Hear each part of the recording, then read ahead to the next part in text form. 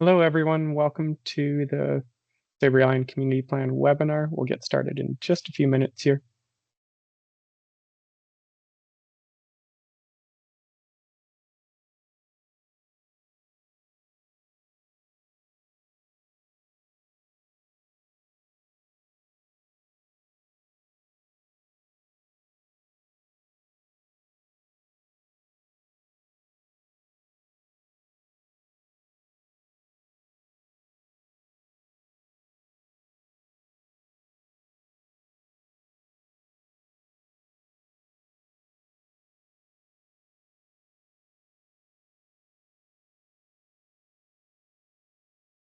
We just have a few folks waiting in the lobby here that we're trying to get in.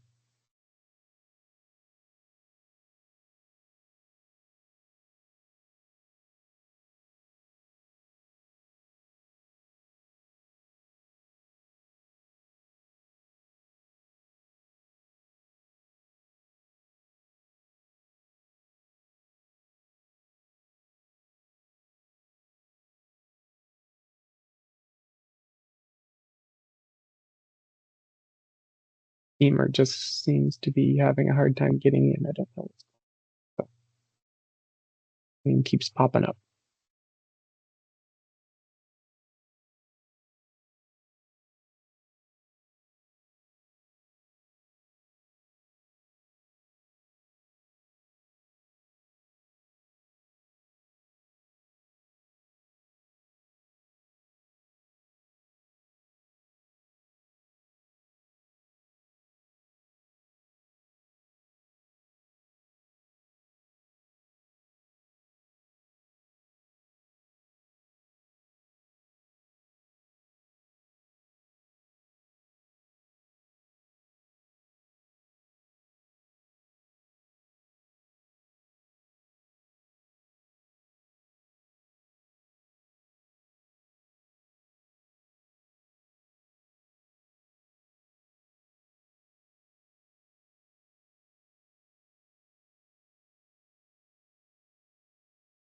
Oh, there we go. Okay. Looks like we got Emer in. Good. Some technical difficulties there. So, right. It looks like everyone is out of the lobby at the moment. So I think we can begin, Laura, if you want to kick off the meeting. Sure, Jonathan, thank you. Hi, everyone. Welcome to the Savary Island Community Plan Information Webinar. This is an information session on Phase 3, Key Directions, and we're happy that you could join us today. I want to start off by acknowledging that Savary Island is within the territories of the Tla'amin, Klahoose, and Hamalko First Nations, and Kayakwan is the name of the island in the Tla'amin language. And Jonathan Schmidt has a presentation to start things off. Thank you, Laura. And so we will begin the presentation. So just a little bit about today is that this is a webinar style, if you haven't noticed, which means that it is largely us speaking to you. We do prefer more engaging formats, and we were glad to be on the island last week, engaging with many folks there. But tonight is more to catch people up on the process, answer a few questions if we can, and focus on the process that's been done and the process to come. So we're going to be covering a bit of the session purpose, what's been done in phases 1 and 2, a little bit about what's been done so far in phase 3, what we've heard, and then the next steps. We will have a Q&A process, which you'll need to use the Q&A feature, and we'll get into that in a little bit. So the project team is both the QRD staff, Laura and Charisse, as well as the Blue Rock planning team, myself as a project manager, Kelly Learned, and Keisha Tolsma. We also have technical support with mapping and GIS. And we do function as a cohesive team. We provide draft documents and deliverables to the QRD staff who review it before it goes out to the public. I'm just going to check on the lobby for a sec because I'm in charge of that as well. Wasn't able to delegate that part of this evening. So it looks like we don't have anyone in the lobby. That's good. So the purpose of today is to recap, as mentioned, what's been done in phases 1 and 2, as well as really clarify where we're at in the process. There's a few misunderstandings in terms of where we're at, and we hopefully can provide some clarity around that. We're also very excited to showcase the discussion books, which have gone out in the mail, which are out in the community, and we'll cover that later in the presentation.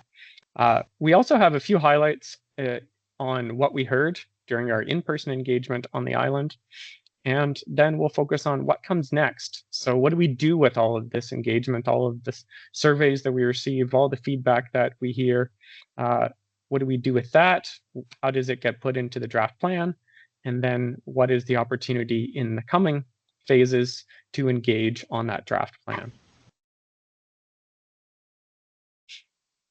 So we would encourage all of you to have a look at the existing Savary Island official community plan.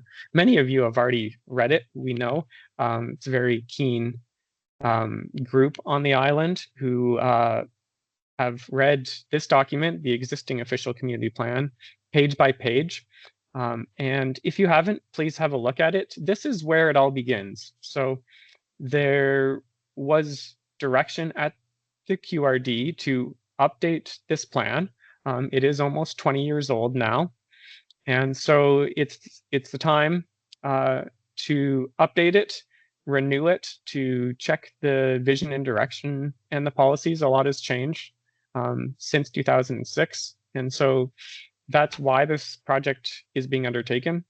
And I also want to note that the QRD recently updated the official community plan for Texada Island. It's an excellent document. And if you're curious as to what a more updated plan looks like at the QRD, then I would point you towards reading the Texada official community plan. So I'll pass it off to Kelly now. Hi, everyone. Thanks for joining us tonight. Kelly Learned. I'm providing support for engagement and planning on the Savary Island Community Plan. So as Jonathan mentioned in the intro, tonight we wanted to cover and clarify what's been done so far in the process and what we are doing within the phase 3 work that we are at right now, and then some of the next steps to come. We also wanted to point out that timelines have been adjusted previously based on community feedback and work that needed to be completed throughout the different phases. So the best place for you to check for the most up-to-date events and process and engagement and reports is on the QRD project page, and we'll be providing that to you throughout the webinar tonight as well.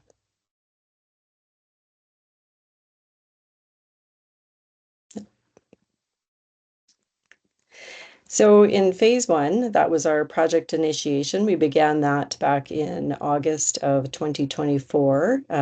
Keisha and I were able to make it out to the island with QRD staff to meet some of the community members, to tour the island and get a sense of the feel of the island and some of the issues that were concerning to some of the folks on the island. We had 2 events in person, and then during phase 1, we also recruited and confirmed advisory committee members. There are 15 residents of Savary Island that are on the advisory committee, and their role is to review the work that we're doing, provide us with feedback, and when we have key questions, we go to the advisory committee. We also ask that they provide with their networks and their connections on the island any of the events that we're going to be doing with the community as well. So they're kind of our on-island and networking group for the project. In phase 1, we had an engagement report that was released, and it was the summary of the open house and the market events that we had. So that was the first touch point with the community in phase 1. And then in phase 2, That's when we really got into exploring with the community around the vision and some of the key goals that the community wanted us to look into. So we were testing the existing official community plan, which, as Jonathan said, is 20 years old. We were testing the existing vision and the goals with the community. We had a survey. We also had online group discussions that were hosted with smaller contingencies, so we had a chance to hear from the community directly. We had two advisory committee meetings and worked with the advisory committee through some of those key topics. We also produced a background report, which we're basing the discussion books on for this phase of engagement. Then we completed two what we heard reports, one of the small group discussions and one of the well-received and participated in survey for the community members. And you may be familiar with the frequently asked questions that are posted on the QRD project page. That's somewhere to refer to if you have questions about things that maybe other folks are asking about and questions that you might have. It's quite extensive. And now in phase 3, we're building off of the previous engagement that we did in phases 1 and 2. And Jonathan, I'll just get you to go to the next slide. Thanks. And this is the key direction discussion. So this is where we are now. We wanted to point out today that there has been no policy written. There are no regulations written. We're just asking the community to provide us with some of the directions that we should look at when we do get into developing policy. So we were recently on the island on July 28th and July 29th. We had beautiful weather there, and we had well-attended events at Pascal's. We talked to people about some of their key topics that they want us to look into, some direction in terms of what we need to consider when we do start developing policy. And tonight we're here for the information session to share with you where we are at in the process.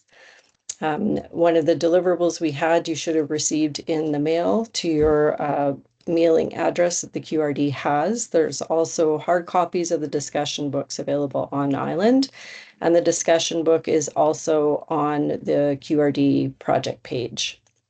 What we'll be doing after phase 3 work is completed, after the engagement, is we'll be producing another What We Heard report to summarize what we've heard during this part of the process.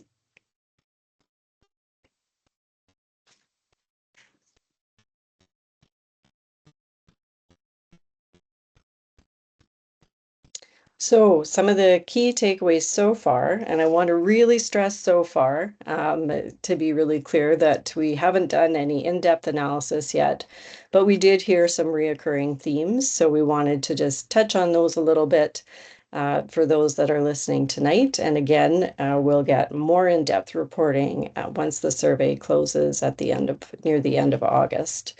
So overall, there's general support for people on island and residents wanting to learn a little bit more about the Tla'amin history, cultural practices, and ways that you could potentially build better relationships. There were some great ideas that came out in the engagement and the discussions that we had.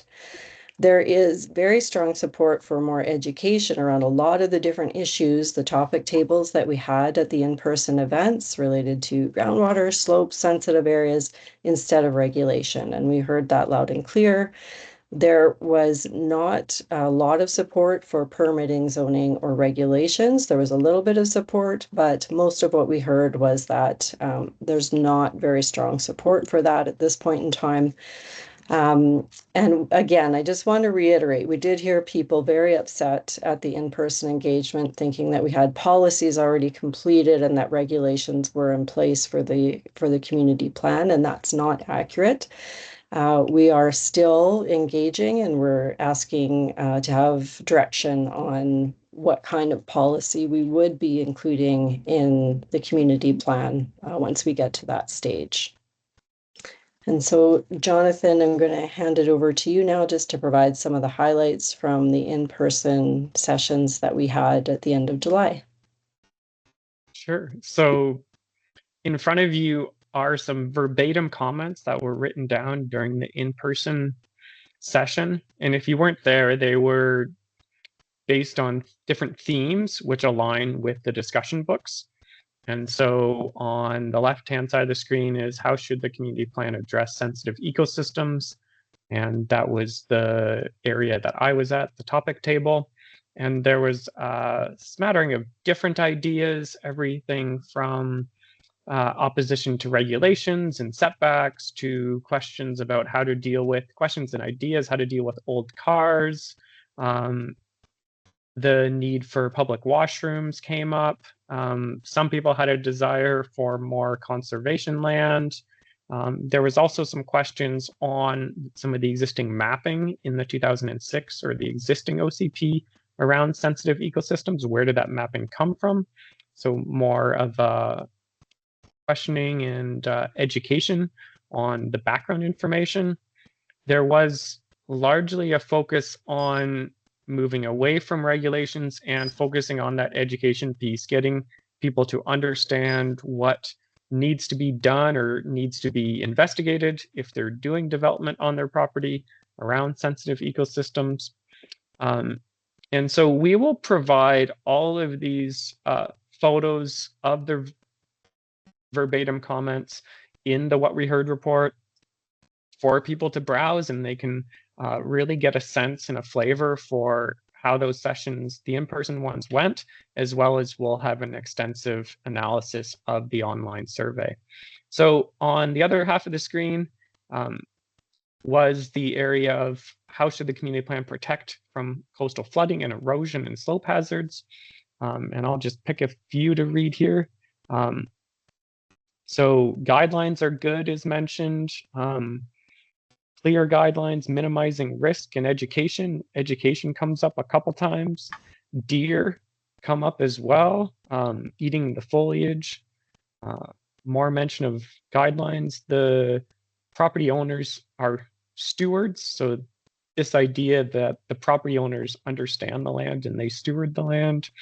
Increase native plantings on slopes as an idea and a comment, and that the plan should be clear that policy is guidelines, and that kind of got a check mark from somebody else. So we will provide all of these photos of the sticky notes, which are the verbatim comments that Savary Island residents provided during the in-person engagement. So where are we? And Kelly touched on this. We're in the middle part here. It's important to note that we're still in phase 3 of the engagement process here. And that we will be drafting the community plan after we get the full summation of the feedback during this process. And that includes going through all the feedback that you saw there. There's many more sticky notes that we have to go through. We have our work cut out for us. All of the surveys that are provided in other emails and feedback that we're getting during this process. And I'm not sure if it was mentioned yet, but the in-person, if you weren't there, we had a drop-in session on the first day, followed by table group work.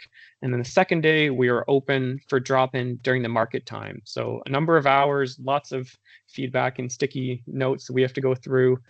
We have the online survey as well. And all of that is going to help frame and create the draft community plan, which is then going to go back out to you as the community for comment and further refinement.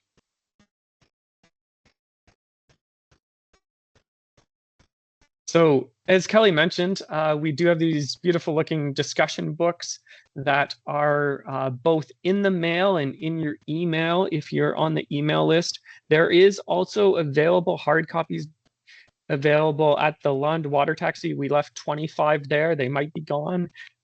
We also left 100 in the general store on the island. And so we do hope that you're able to pick one up. They provide snapshots of these different topic areas that we have Tla'amin and Savary Island is one. We have groundwater, we have growth over time. There's slopes and coastal issues. And so what we want you to do is really go through them with your friends and family, even before you do the online survey, and just talk out how you feel about different topics and issues on the island. And then that'll help craft your feedback on the online survey. So here's an example. We won't show you all of them, although we do have the screenshots available, but this is kind of when you open it up, what it looks like for a topic area. We have the community goals that this topic touches on. We have a bit of background. We have an explanation on what does this mean for the community plan? How do we look at this information in light of trying to create a draft community plan?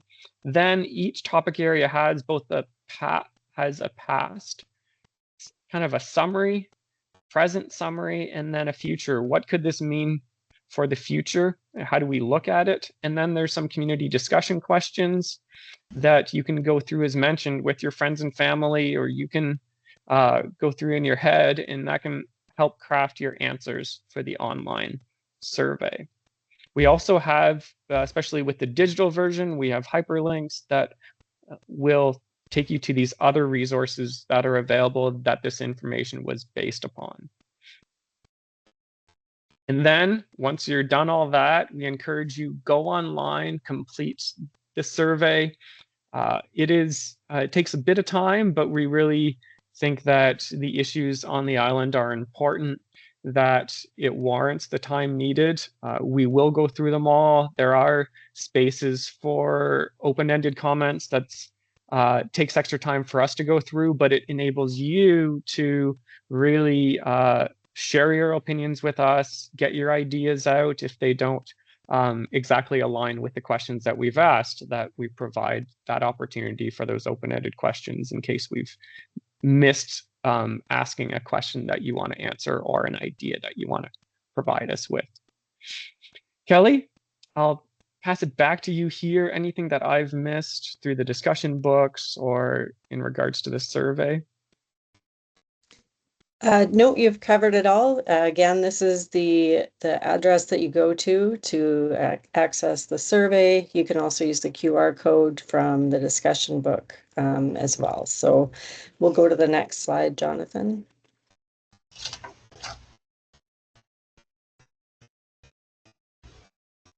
So we're saying this over and over again because we had a lot of questions about, well, what happens after this phase 3 engagement when we're at the in-person sessions, and we will be issuing the What We Heard report in September. If you have signed up for notifications from the QRD, you'll get a direct link when that comes out. We'll advertise that on social media, and you'll get a direct email for that as well. Or you can check back to the QRD project page as well in September. We don't have a fixed date yet because we don't know the volume of surveys that we'll be receiving, but we're estimating hopefully the first or second week in September we'll be able to have a draft ready for issuing. So in terms of the next steps, there's quite a few left to go. Again, we're just in the middle of the process. We're not at the end. We have the survey that will be open until August 22nd. So as Jonathan mentioned, please have discussions with your neighbors, your networks, your family, talk through some of the key topics in the discussion books, and then complete the survey. We'll be issuing the What We Heard report. We will have an advisory committee meeting that will be looking through the What We Heard report and helping us improve it before it goes out to the public. We'll release that to the public for your information, and that'll give you an indication of what we're going to be working on to draft the community plan policies based on the engagement that we do in phase 3 and the previous rounds of engagement as well. Once we have the community plan policies for the document completed, the QRD does a review of it before we work with the advisory committee on that, and then release the draft to the public. And again, as Jonathan mentioned, there will be more engagement on the draft plan with the policies and all the content in there for you to look at. When when that engagement's completed, often what happens in these processes is you go back and do revisions based on community feedback, make refinements. And then at that point, depending on the extent of the revisions made from the first draft for the public to the next version, will be going to the QRD board, and it's for them to consider at that point in time. And again, there'll be another more formal engagement type of situation where it's a public hearing at the QRD board. So they will have an opportunity for you to voice your support if you don't support it, or if you have comments on the draft community plan before they consider it. So that's the process. And again, this webinar is being recorded. We'll be posting it onto the QRD website. So if you're wanting to review this again, that will be available for you. And any of your neighbors or community members that were not able to attend tonight, we'll have that posted for everyone as well. And I think we're going to go into the question section of tonight now. Yeah, Kelly, I just thought I wanted to check in with Laura if we missed anything before we go to the Q&A. No, I think you've covered what we've done and where we are and the next steps really well. Excellent. We'll keep moving along then. So we have a Q&A, and there's a Q&A function with this webinar platform. You should see it as a icon, a question mark with a Q&A under it. And so we will do our best to answer questions that are placed within that Q&A as they arise. If there are questions that are perhaps most relevant for the most people, we might upvote them into answering them first. But you're welcome to put questions in the chat, in the Q&A there, and we'll do our best to answer them. There was one question there, which was, will we share the transcription and recording? And yes, we will. I believe the system does automatically send it to all participants, but we will do our best to send out a separate email with it because we know that some of those Microsoft Teams emails simply go to your junk mail or you never see them for some reason. So the specific emails are often more valuable, and we'll try to get it out in that way. Jonathan? Yes. Yeah, staff will be uploading the PowerPoint presentation and the recording to the project webpage as well. Excellent. So we do have our first question, and I'll lean on Kelly and Keisha to answer this. The question is, who did you drive around Island with in 2024, and what concerns did they have? Thanks for that question. So we didn't drive around with anyone. It was a very cold and rainy day, and Keisha and I actually rode our bikes around to look at some of the key sites that we'd done in terms of getting ready for the project. So we biked from one end of the island to the next, and just looked at some of the key points, some of the access areas. We did stop and chat with some of the people that were out front of their properties, and just to get a sense of what some of their concerns offhand were, and some of the things that they were hoping to see long term through the community plan work happen on the island. So we didn't have an official tour guide or anything because it was late in the summer, and our team was actually awarded the project in late August, and so we had a very quick turnaround to get out to the island to make sure that we got there before winter hit. Thank you for that question. And I think we should also mention that we rely not only on the consultant team's expertise on the island, but also the QRD team, Laura and Charisse, and they also have other QRD staff that the draft plan will be referred to. And so it's a team effort. It's not simply a few of us that will be reflective in the draft plan. It will be a broad number of people. We do have another question here. I would like more information on the format of the draft community plan. How will review and engagement take place?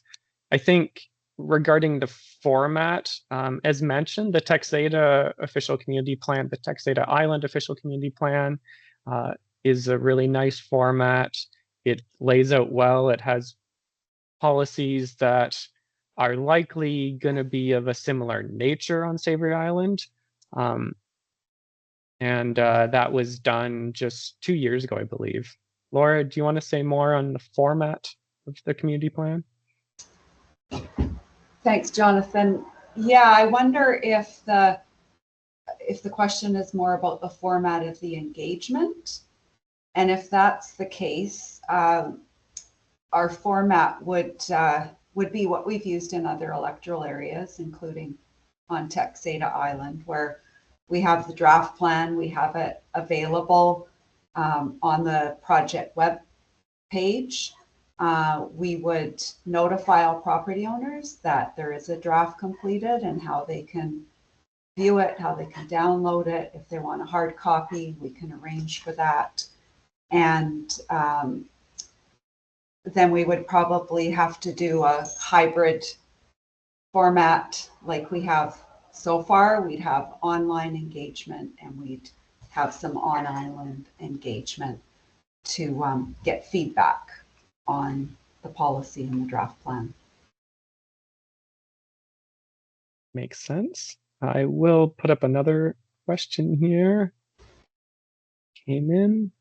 Trying to do them in order that they come in, as long as they apply to everybody. So with things like need for a public washroom and garbage pickup, how do we answer these if we don't know how they will be managed and maintained? Is that information in the key directions booklet? That's a very good question. I don't know if I have a perfect answer for that. Laura, maybe you take a stab at it, then our team can pick up perhaps as needed. Sure. Could you please repeat the question? So the question is, with things like the need for a public washroom and garbage pickup, so that's been identified by numerous engagement phases we've done, how do we answer these if we need to know how they will be managed and maintained? Is that information in the key directions booklet? So they're asking a question of, if it's been identified that public washrooms and garbage pickup are needed, how do they know to support that or not support it? If we don't know who's going to manage that, how it'll be managed, perhaps even how much it will cost, of course. Yes. So the official community plan sets the policy framework. If there are areas that the community would like to see a higher level of service than what the regional district is currently providing on the island, these are things that we need to know about. But yes, they come at a cost. Everything the regional district does, it has to be run through a service. So public washrooms could possibly be run through the regional recreation service, and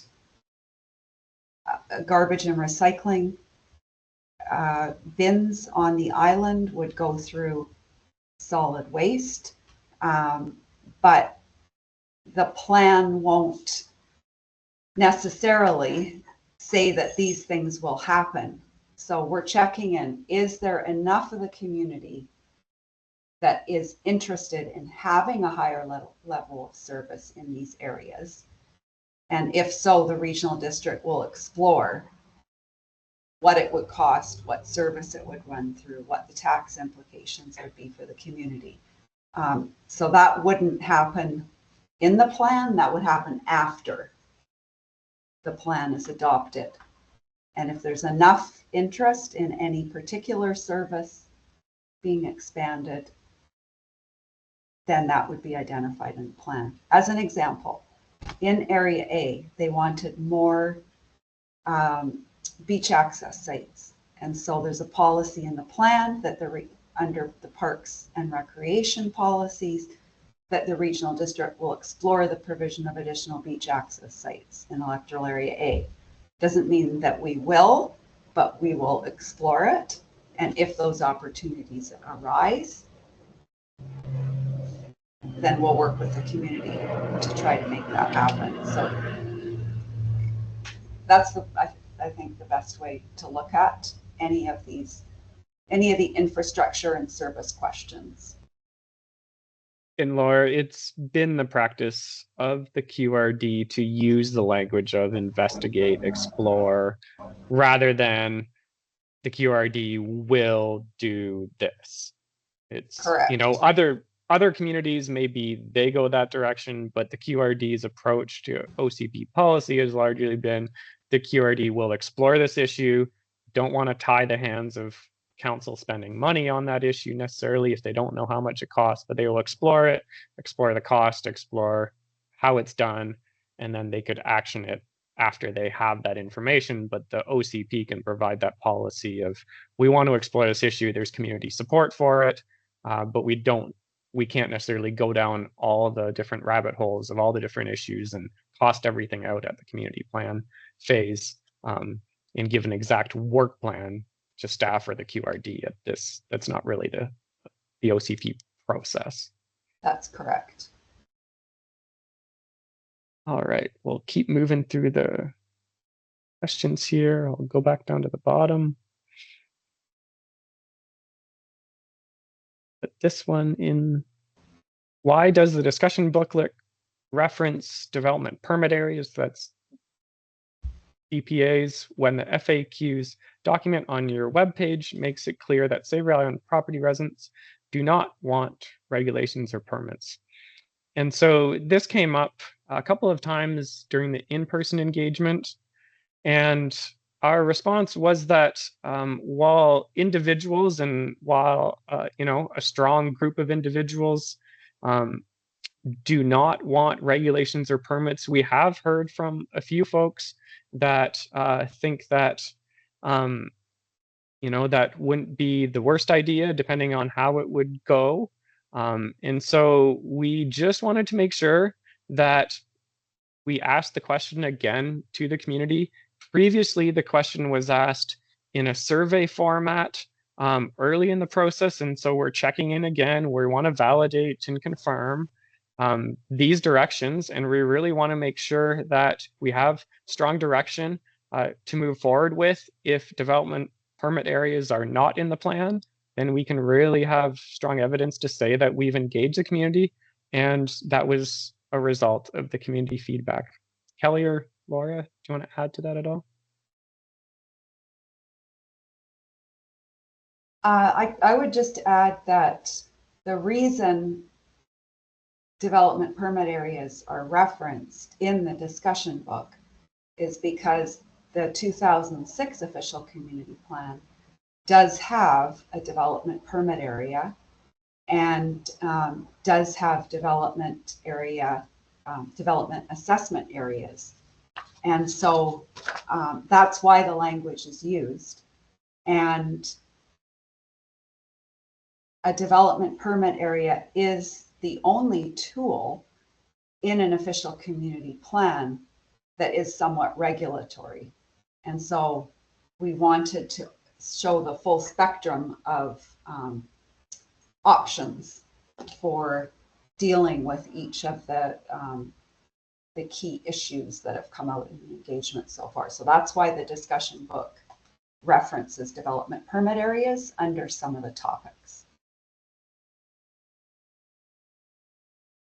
Thanks, Laura, for clarifying that. Next question, we have a lot, so I'm trying to get through them all. Will there be town hall style open format meetings utilized at the draft plan phase and public hearing phase? Kelly and Laura, can you answer this? Maybe Kelly can start and then Laura finish. Yeah, so we had this question a couple times when we were in person. And one of the challenges with the town hall style formats is that you hear from a couple people, but you don't actually get to have discussions. And so that's why we had the small group table topic discussions when we're in person, because that way we can dig into a topic a little bit more and have that discussion. Now, that being said, when a public hearing happens, it is speakers are allotted a certain amount of time. It's not exactly like a town hall meeting where people stand up and I guess ask their questions through a microphone. It's your allotted time at a public hearing, and then the question is not necessarily responded to by the board that would be making that decision. So it's not a back and forth. It's a little bit more of listening to what the public has to say.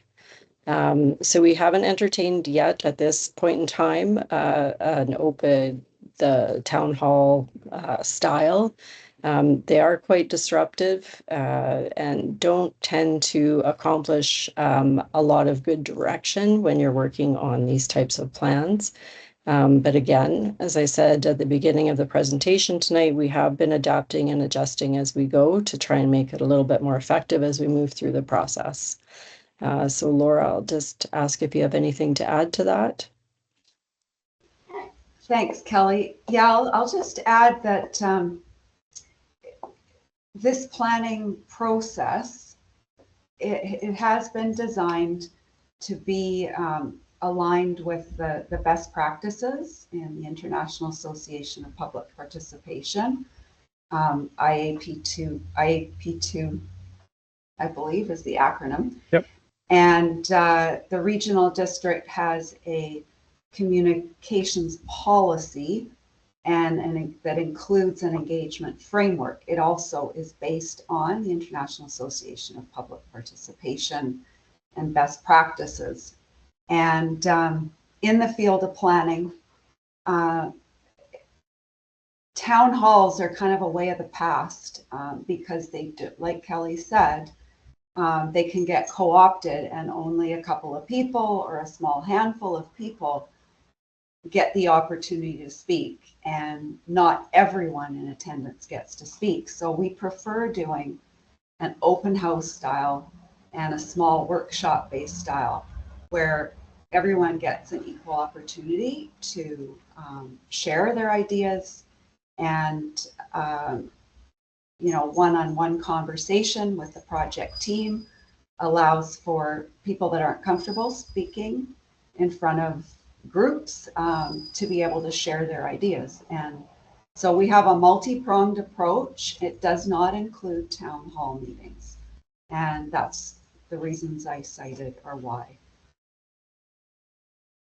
And the public hearing is the closest thing to a town hall style, but it's the public hearing is a very process. Yeah, it's a formal process, and it is the sort of the last step in the engagement process where the bylaw has been considered by the board already at first reading and second reading, and then the public hearing is a very formal process where any members of the community that have outstanding concerns that haven't been addressed and they don't see they have concerns with the draft plan, have a time allotment to speak to the board and share those concerns, and the board listens, and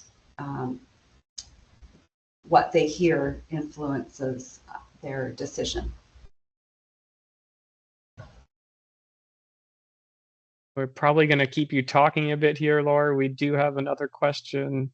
I think you may be the best to answer. The question is, I'm concerned with the rapid pace at which the QRD is moving ahead in finalizing the OCP for Savary. Why did Texada Island have 27 meetings over a 2.5-year timeline, and Savary only has 3 meetings over a 1-year period?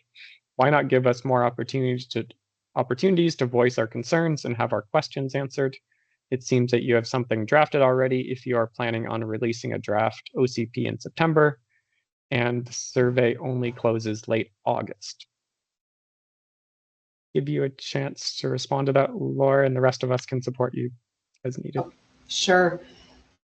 So as has been mentioned a couple times, at least in the presentation, we haven't drafted, and we have no draft policies or official community plan yet.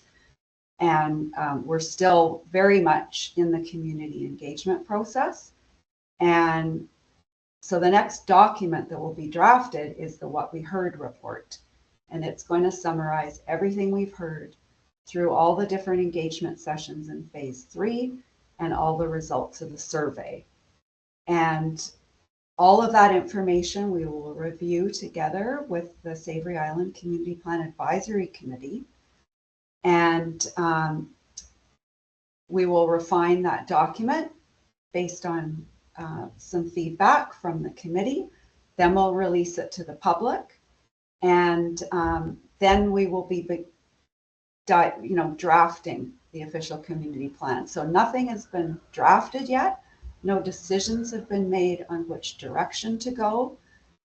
This is the purpose of the engagement, is to seek feedback from the community on which directions the community would like to go on in these key topic areas.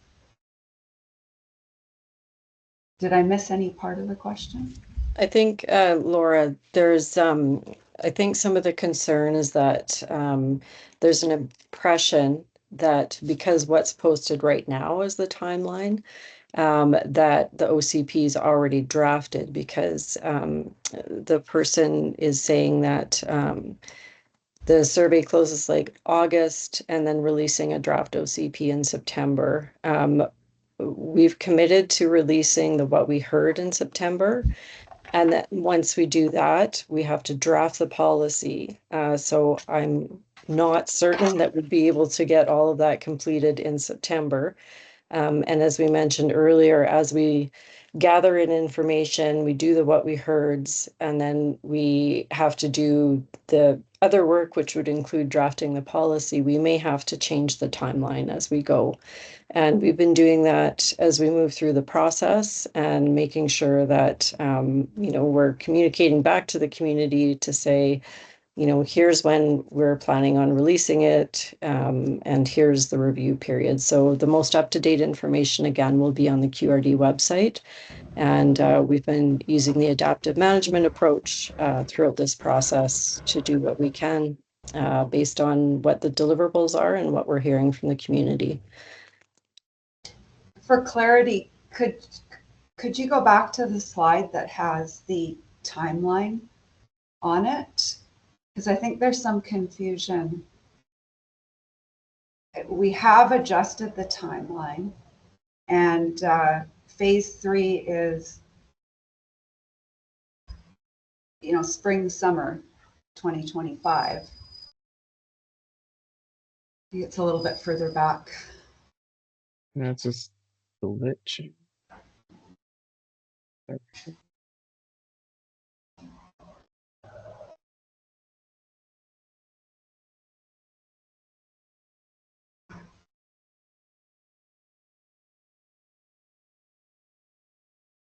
One more, maybe.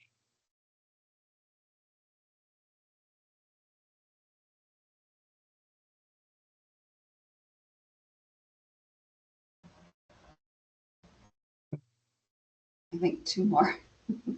Yeah. There we go. Yeah, there we go. So this is the current timeline that we are working towards. And so it'll be, we're going to be working on the OCP towards the end of the summer and into the fall. But that is subject to change depending on how clear the feedback is that we receive during phase 3 and other obstacles or priorities that might interfere with our work. But at this point, we're aiming, in the fall, we'll have an OCP. Now that could be any time between, up until the first day of winter is December 21st. So, October, November. But we will always be updating this timeline on the website.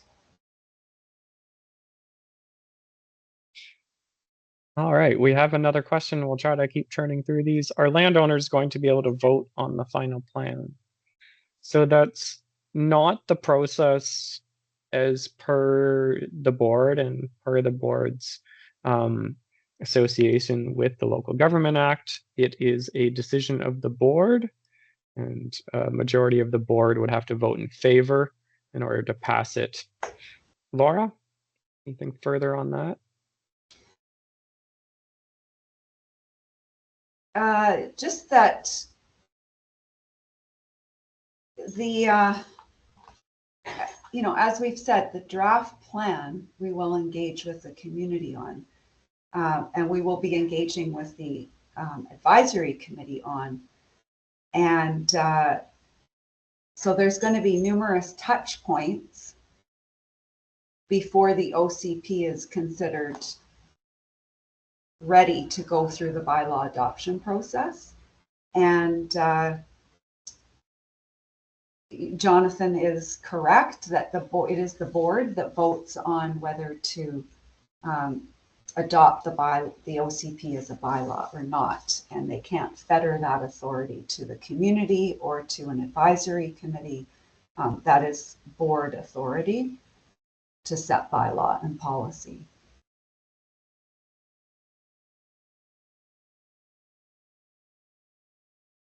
We have another question here. Does the QRD OCP have any relationship with Savary Island Land Trust? Still just wondering. I think they mean the regional district. Does it have any formal relationship with SILTs? I can take that one. No, there's no formal relationship there. Our engagement is with the Savary Island community, and so that includes the community of property owners, and it includes any of the stakeholders or organizations on the island, and the advisory committee does include representation from a number of organizations on the island, including the Improvement District, Savary Shores Improvement District, SILT, and ASIC, and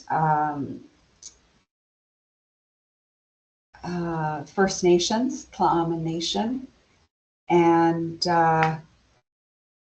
and then the only formal relationships I think we have are with the formal committees of services on the island. So there's the Savary Marine Services, the Dock Advisory Committee, and the fire chief has a formal relationship with the regional district as well. But the engagement is open to any and all organizations and property owners. Excellent. Thanks, Laura. Kelly, maybe you can help answer this one. My understanding of the feedback from earlier meetings and surveys was that there is a very strong desire by property owners to ensure there is no new land use regulations imposed on the island. Why was this not reflected in the updated vision and goals and discussion question? Thanks, Jonathan. So I'm going to make a little bit of an assumption here. So I think maybe what is being asked is, why do the vision and goals state there will be no regulations on Savary Island or on the properties on Savary Island? A vision and goal is more of an aspirational, not an operational or policy level statement. So that's typically why we don't include those types of specifics within vision and goals in community planning. And as we've said a number of times, what we'll be doing in the next phase after this engagement is done is creating clarity around these types of issues, concerns, directions in the OCP document itself. And so within the document, in the policy section, where it has a little bit more teeth than a vision and goals, is typically where we put that type of language. So I guess short answer, that was a little bit too early in the process to make that statement. But And this, I don't mean to sound flippant or anything, but it, that would likely be coming soon if that's the clear direction that we've had so far, and what we get from the survey results and the in-person, once we gather all those stickies together and analyze them and categorize them, that's when we will be able to make clear directional statements for the community to review. Anything else to add on that from Laura or team? And I think that goes well with this next question is there an opportunity to alter the vision statement, or has it been finalized? And it has not been finalized. As mentioned, it was crafted for this stage and phase of the project, and feel free to comment on it within the survey and the other feedback mechanisms that we provide. We've had feedback on it already during the in-person engagement, and we will be re-looking at it before creating the draft plan. Kelly, anything further on vision? No, we did hone in on it with the advisory committee, but we did have a few additional questions. So again, if there's a specific piece that isn't quite resonating with the community, and remember, we're engaging the whole community. Everyone's has the opportunity to provide their feedback. When we did the vision and goal survey, there was strong support for the existing vision and goals with a few revisions. And again, those things can be wordsmithed and wordsmithed and wordsmithed and still not make people kind of completely happy. But if you can kind of see yourself aspiring to the vision and goals, that's the intent of that within an official community plan document. But again, if there are things that are really not resonating with a big piece of the community, then that's something that we will look at. Thanks, Kelly. Next question is, have the Tla'amin Nation voiced any concerns or opinions with the development of the OCP? Laura, I know you have met with them in regards to the background report, and the background report was revised with their guidance and some of their commentary to ensure that the Tla'amin Nation was reflected properly in that. Laura, anything further on that?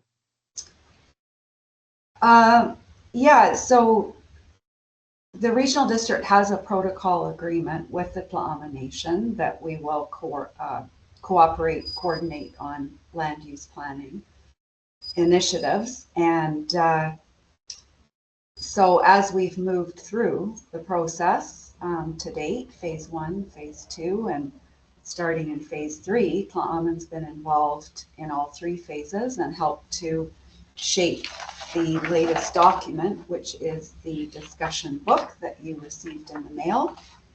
And all of their concerns have been addressed in this discussion book at this point in time. So I don't think there are any outstanding issues. Their main concern on Savary is for the protection of archaeological sites.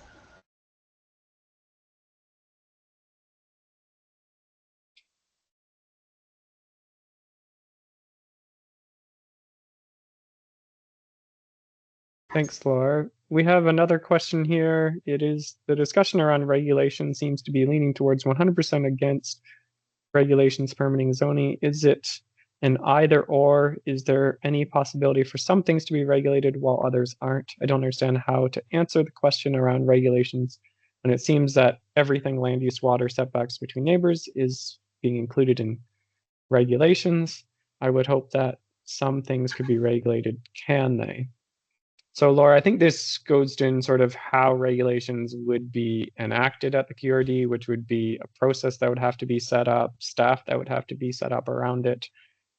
So since the QRD currently doesn't have that process, it would have to be a new process, which is, I think, why the conversation tends to be an either or, because it would be a new process versus perhaps larger cities and municipalities that perhaps already have a process and then could just tailor certain regulations to certain things. But it's a different case with the QRD. Perhaps you can elaborate on that.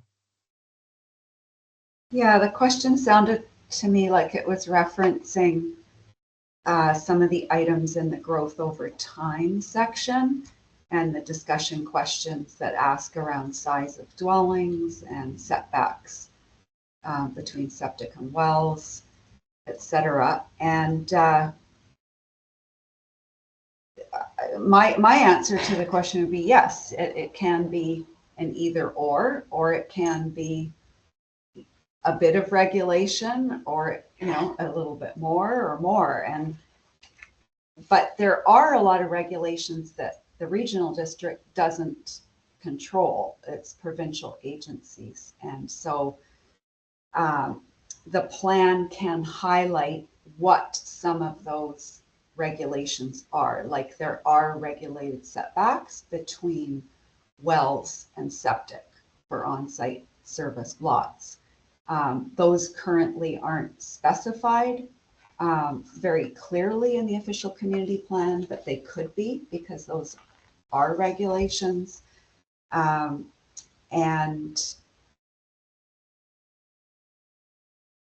while the current OCP does say that development should be limited to one dwelling per parcel, in fact, over the last 20 years, there have been quite a few parcels on the island that have seen the development of 2 or 3 homes on a parcel. And there's no way for the regional district to regulate that. So if that is a concern for people, and if we learn through the survey and the engagement that people are concerned about that, then, you know, one thing that the regional district could explore would be a zoning bylaw to regulate you can have only one dwelling per parcel. But that would be a separate process. And like we talked about earlier in the question period, when there was questions about public washrooms and garbage and recycling bins, having a zoning bylaw to regulate land use would be an enhanced level of service than what the regional district already provides. Right now, our planning service on Savary only provides planning service. So developing the official community plan with the community, administering the official community plan with the board, working with provincial agencies so they're aware of the official community plan and its policies, and promoting the OCP policies to property owners who have bought a vacant lot, are going to build on their lot, etc. If the community wants a higher level of service or wants regulation, that would come at a cost. Right now, we don't have the capacity to provide that service. And I hope that helps the questioner understand. It is a Thanks, sliding Laura. scale. Yeah. Yeah. And I We will have another. say anyone can call the Regional District Planning Department at any time if you have any further questions. Like Charisse and I are happy to take questions from people if you have them. Yeah, thanks, Laura.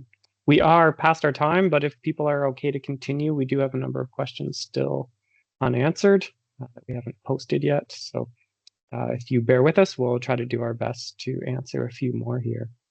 So the next question is, have the project team members, including QRD staff, read the Tetra Tech slope hazard erosion report entirely? Yes, our team members have. However, we're not the experts on it. So in terms of the implications of it, we rely on other experts to interpret that data and information. Laura, Kelly, Rakesia, more to say on that? Yeah, again, of course, we all read the reports that we had to review them to summarize them for the background report. That doesn't mean that we consider those regulation or policy. They're one of the pieces of the many pieces of information that we as a project team review. And then we triangulate all of that with community engagement and feedback. So that's where we're at right now in terms of the process and the context. So it's our duty to read all the different reports and go from there.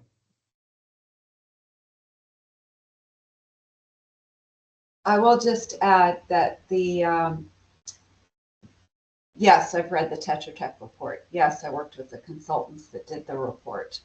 And the primary recommendation in that report is that people be aware of the hazard of living on a slope, and that they recommend that site level assessments be done.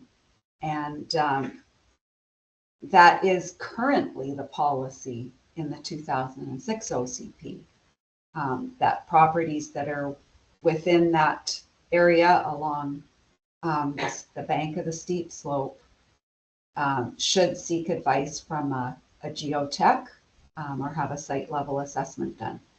And the most current report from Tetra Tech is also recommending that, and that is consistent across the province of BC.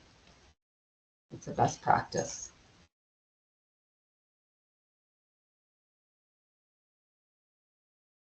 Thanks, Laura. Just responding to a question in regards to why we use Teams and not Zoom. And we do apologize for any hiccups that you might have. We have used Zoom in the past. We chose to use Teams because it has a more robust webinar capability in this case. However, we're always learning the different pros and cons of different technology, depending on the user. Sometimes it works great, sometimes it doesn't.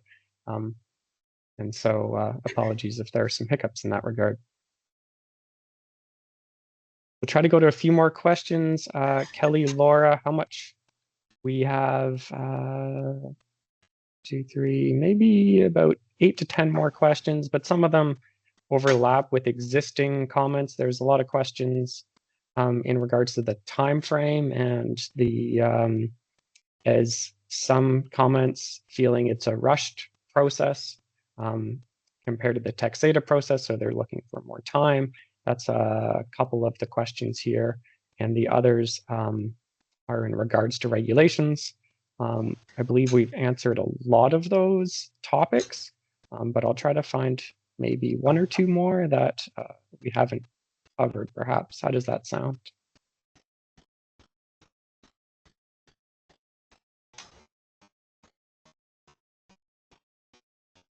So we do have a question in regards to our policy creation process. Kelly, perhaps you would be good to explain how do we write policy? Great, thank you, Jonathan. That's a great question, because if you kind of don't do this on the day-to-day or part of your job, it's kind of a head scratcher. So what we do when we develop policy, again, is we look at the background reporting, the key recommendations coming out of that. We look at the existing community plan and see what might not be relevant anymore, what might be relevant to carry forward. And then we test everything with community as well to say, what do you want to see? We know things have changed over the last 20 years. And so what do you think needs to happen on island 20 years going forward? So there's a bunch of kind of bits and pieces that come forward through the drafting of policy. And depending on the project, more regulatory projects, we know what kind of language to use. We have a good sense from their previous community plan, the wording that we would be using going forward. Again, Savary is quite unique in that the relationship with the QRD and their place in the Quetzalcoatl Regional District is unique compared to, say, the Area A or the region overall. So it does mean that when we develop policy, we're going to be leaning on community input because, as we've said in the in-person engagement, you are the local experts in terms of Savary Island and what your desired future is there. So we'll be looking at those results very closely. And then we're trying to find the balance of language that makes sense for Savary Island. So When you write policy, it can be anywhere from voluntary type policy to incentivized policy in the middle. So are there some carrots that QRD or an agency could offer to create a certain type of behavior or outcome? And then there's the regulatory side, which is bylaws and laws, but that also has to have a zoning bylaw to be able to implement, or permitting capacity as well. So there's kind of the three spectrums of policy development, and in the key directions work that we're doing now, we're getting a sense of where the community falls on that policy spectrum. So we'll be working from that perspective to develop it. That was a very long answer, wasn't it? Sorry. Laura or Keisha have anything to add? Yeah, I'll just add that I think that the simplest way to think about it is that policies are things, they set out things that you are going to do in order to achieve the vision and the goals. So the community has identified a vision, the community has identified a set of goals. The policies are how you are going to get there over the next 25 years or the life of the plan. And as a planning practitioner, when I am working on policies and drafting or refining policies, I want the statements to be clear, concise, and practical so that I understand it, my staff understand it, the QRD board understands it, public understands it, and other levels of government understand it. So it leaves less room for different interpretations, right? We want to be clear and concise. And so that's my objective in drafting this plan and its policies. Excellent. Do we have time for any more, or should I just post the questions so other people can see them? Because they do kind of overlap with a lot of the answers that have already been said. Perhaps I'll post one last one here in regards to kind of the differences across the island and whether we're going to engage sites specifically, kind of. So it says, Savary is a community of communities. Will there be a way to have discussions with each community region of Savary on region-specific issues? An example, the barge wharf on the front. On a similar line of thinking, will there be an opportunity for groups of property holders, large parcels that may be prone to flooding, that are on the slope, parcels that are deemed ecologically sensitive in the old plan, to have issue-specific discussions? So that is somewhat what we did in the in-person engagement, which was we had different tables set up based on topics, and people could rotate around to the different ones, or they could stay at one. A lot of people chose to rotate so they could touch on them, because we believe everything is connected, everything in ecology is connected, everything in communities is connected.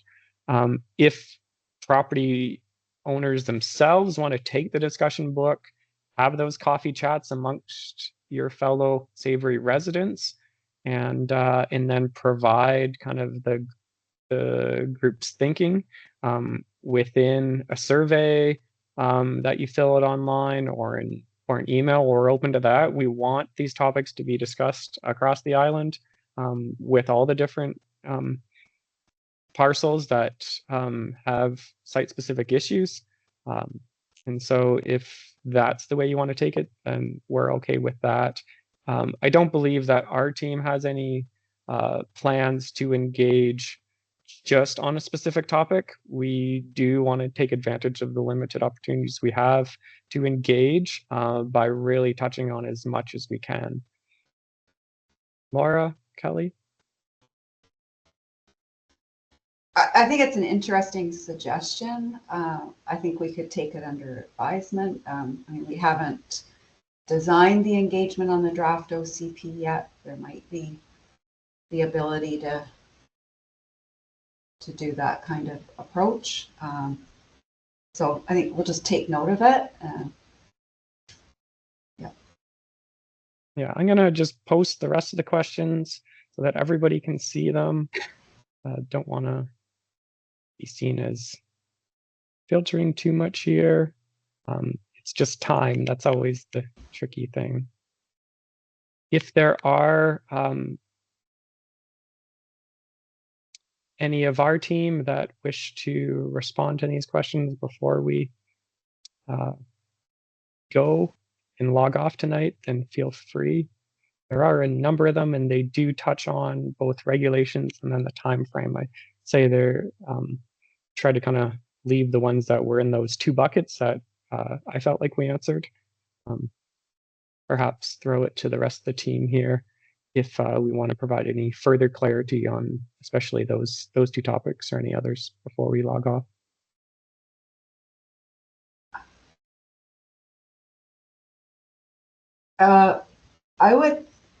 I think that we have a record of the questions. Is that correct? Yep.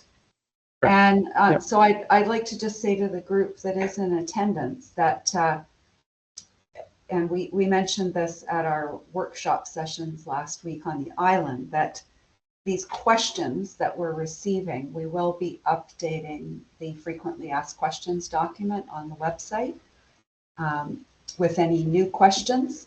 And so if your question didn't get answered today, I would ask that you check the project website for that frequently asked questions document. And it's right now it's dated March 28th, but we will be updating it following this session. Excellent. Thanks, Laura. Kelly, any final thoughts before we log off? Any answers to anything that you've seen? Yeah, so I've included I think everybody can see this, the web link to the project page. Again, that's probably the best place to go for the most up-to-date information and any of the reports that we'll be putting out. And there's some questions around certain things that we included in the discussion book and why there's reference to certain reports. And again, we wanted to make sure everybody is aware that these reports were done related to Savary Island, so they're there for information. It doesn't mean that they're going to be the policy or that they're going to be the regulation. It's if we didn't show them, people would say we're trying to hide things from the community or we're ignoring things that were done. And everybody has different opinions on different reports and recommendations, I'm sure. But they are there for transparency, and that's the reason they're there. It wasn't meant to say that this is the end all and be all, and that's the direction we're taking. We were sharing information that was made available to us and sharing it with the community. Other than that, I think you're right, Jonathan. A lot of questions are about the timeline and the engagement process itself going forward. So as Laura mentioned, we'll be taking that under advisement. And we have not yet designed the engagement for the draft plan because we wanted to understand the outcomes of phase 3 first and how deep we need to go in engagement. Excellent. Laura, any final thoughts? No, I don't think so. I think Kelly did a nice wrap up there. All right, excellent. Well, thank you everyone for your patience and your time here today. I know there's probably other things you could be doing, but you're passionate about Savary Island, and that's wonderful. And we hope to ensure that we reflect that passion and those ideas within the draft plan, which you will see in the fall. So stay tuned to the process. The website link is there in the Q&A here, as well as you can always look on the QRD's website. So thank you all and have a good night. Thanks, everyone. Thank you for tuning in.